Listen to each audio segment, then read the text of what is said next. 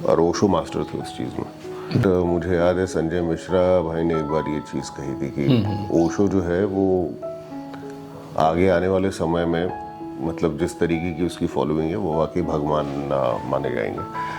Insta पे तो बहुत मेजरली उनको पुश किया जाने लगा है। आज की डेट में उनको सुनने वाले बोलते नहीं यार बात तो सही कह रहा है। अगर स्पिरिचुअलिटी को लेके बात करें तो आप अपने आप को कितना स्पिरिचुअल मानते हैं? अगर आप अपने आप को स्पिरिचुअल मानते हैं तो किस तरह से आप जुड़े हैं स्पिरिचुअलिटी से? मैं पूजा नहीं करता, but yes I am spiritual. Spirituality for me is me and one power. आजकल तो इंस्टाग्राम के थ्रू काफ़ी मतलब वो सुनाई दे ही रहे हैं। ओशो नहीं पढ़ा है मैंने, इतना उनको सुनता हूँ वो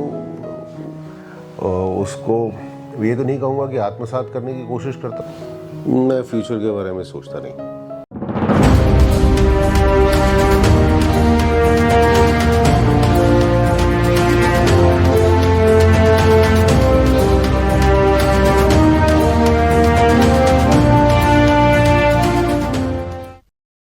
हेलो दोस्तों, आमने सामने में आपका स्वागत है। और आमने सामने है तो कोई खास मेहमान लाजमी सी बात है। यहाँ पर हम आज जिस मेहमान के बारे में बात कर रहे हैं, ज़्यादातर जो मेहमान आते हैं वो किसी ना किसी फील्ड से, एक फील्ड से जुड़े हुए होते हैं। या यूँ कहिए कि अगर वो कलाकार हैं तो कला में उनका नाम होता है। कोई सिंगर होते हैं तो सिंगर हमारे साथ में होते हैं तो वो सिंगिंग में बहुत उनका नाम होता है, या सिंगिंग में बहुत काम करते हैं। कोई क्रिकेटर हैं तो क्रिकेट की दुनिया में उनका बहुत बड़ा नाम होता है। और ऐसे में आज हमारे साथ में जो कलाकार हैं वो क्रिकेट भी बहुत अच्छा खेलते हैं, सिंगिंग भी बहुत अच्छी करते हैं, गिटारिस्ट भी हैं, गिटार भी बहुत अच्छा बजाते हैं, और कहा जा सकता है कि राइटर भी बहुत अच्छे हैं, डायरेक्शन पे भी उन्होंने काम किया है। और ऐसे में एक बेहद ख़ास मेहमान, बेहद ख़ास कहा जा सकता है कि कला की दुनिया में, एक्टिंग की दुनिया में उन्होंने बहुत नाम कमाया है। बेहद खूबसूरत कहा जा सकता है मासूम चेहरे वाले और बेहद ख़ास हमारे वरुण बड़ोला जी। आइए बात करते हैं वरुण बड़ोला सर से। बहुत बहुत स्वागत है, प्रणाम, नमस्कार।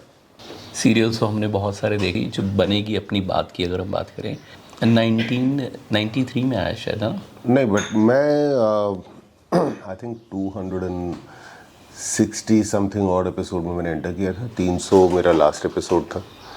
सो फ्रैंकली बहुत ज़्यादा कुछ मैंने उसमें किया नहीं था, बट या इतना ज़रूर था दैट दिखाई तो दे रहा था कम से कम पर्दे पे।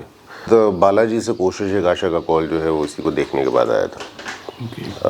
This is what I am given to understand.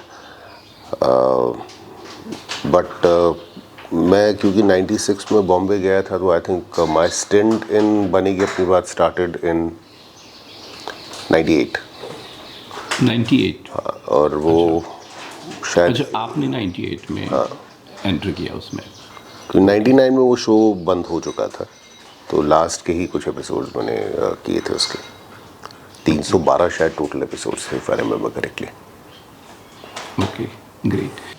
मैंने वैसे देखा है जो ज़्यादातर जितने भी राइटर्स हैं, लिरिसिस्ट हैं, वो सब जो है ओशो को पढ़ा है, उन्होंने सुना है बहुत।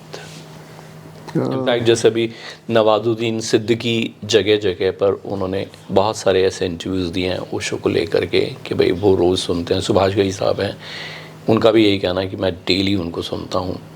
वो प्रोफेसर ही थे वो,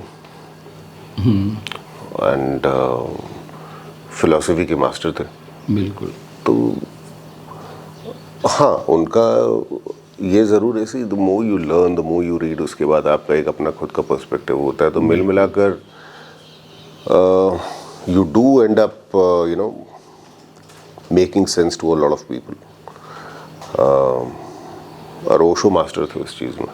बिल्कुल। इंटरप्रिटेशन और उसको सही इंटरप्रिटेशन देना चीज़ को, मतलब फ्रैंकली उस समय के लिए वो बड़ा पाथ ब्रेकिंग लगता होगा लोगों को, लेकिन आज की डेट में वही सारी की सारी चीज़ें जो हैं वो आपको सही नज़र आने लगती हैं। तो इनफैक्ट मुझे याद है संजय मिश्रा भाई ने एक बार ये चीज़ कही थी कि ओशो जो है वो आगे आने वाले समय में मतलब जिस तरीके की उसकी फॉलोइंग है वो वाकई भगवान माने जाएंगे, जो कि मुझे लगता है सही भी है, बिकॉज जिस तरीके का रुझान लोगों का अब है इंस्टा पे तो बहुत मेजरली उनको अब पुश किया जाने लगा। इनफैक्ट जैसे जग्गी वासुदेव हैं, वो जो भी कुछ कहते हैं दैट इज़ ऑल जो ओशो ने कहा है, सिर्फ वो वर्ड टू वर्ड वही बात बोलते हैं आज भी। अब उसको अगर बहुत मैक्रो लेवल पे ना देखें और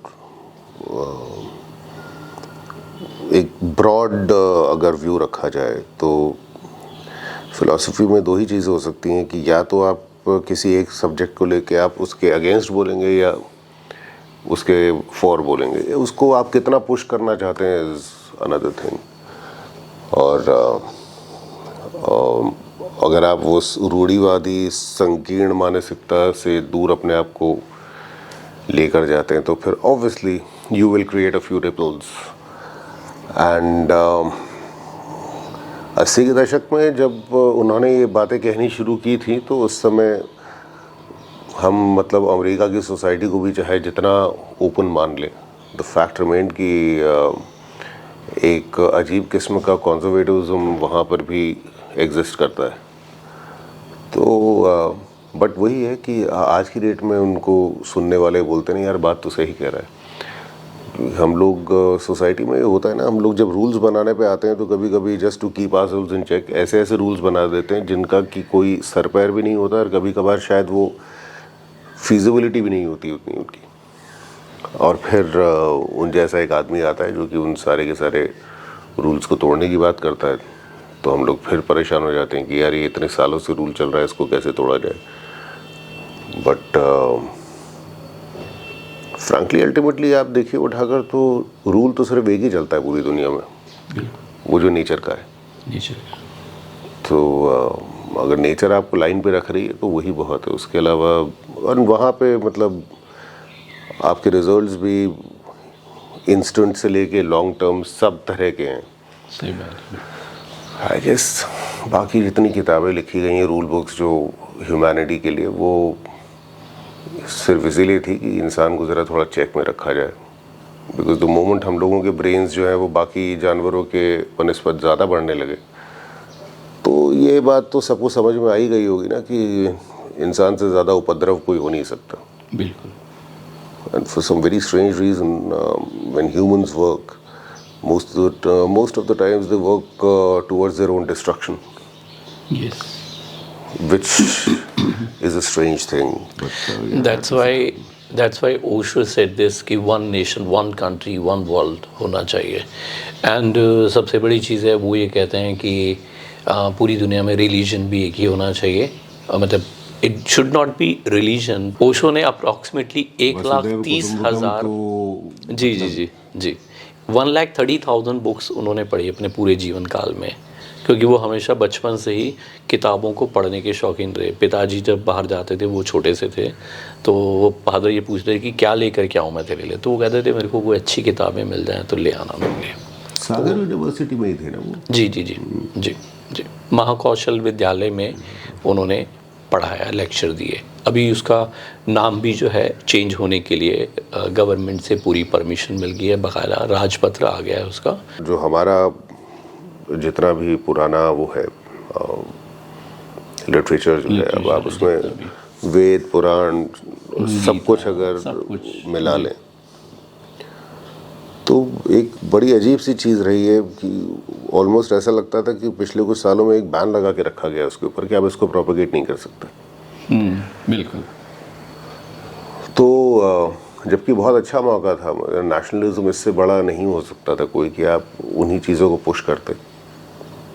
and for the longest time they were almost look down upon for reasons completely unknown to me. But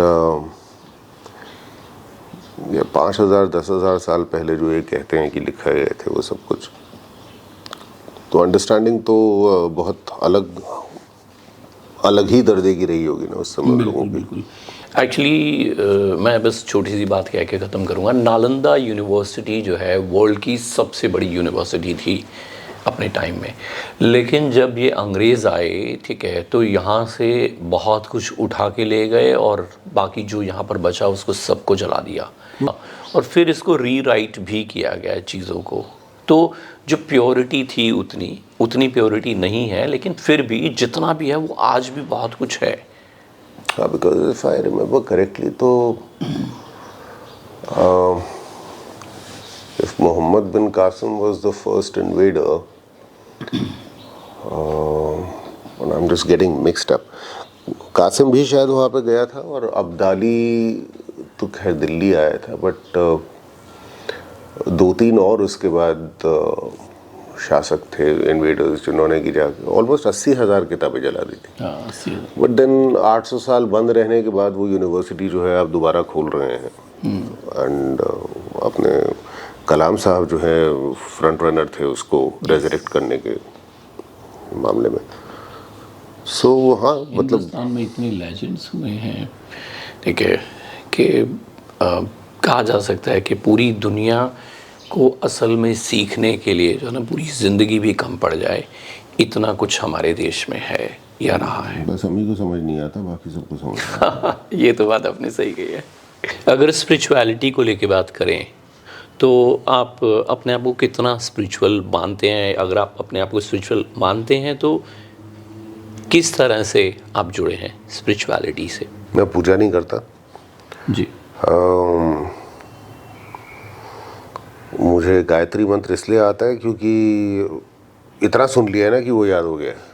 okay. Hanuman Chalisa की मुझे 40 के 40 वो आते हैं श्लोक, लेकिन वो किस ऑर्डर में ये मुझे नहीं पता।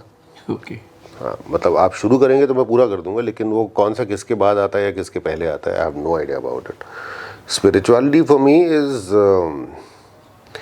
मी एंड वन पावर, जो कि कोई भी हो सकता है, और my conversation with God are very silent and very very personal. तो मैं स्पिरिचुअलिटी के ऊपर क्या वो कहूँ, मतलब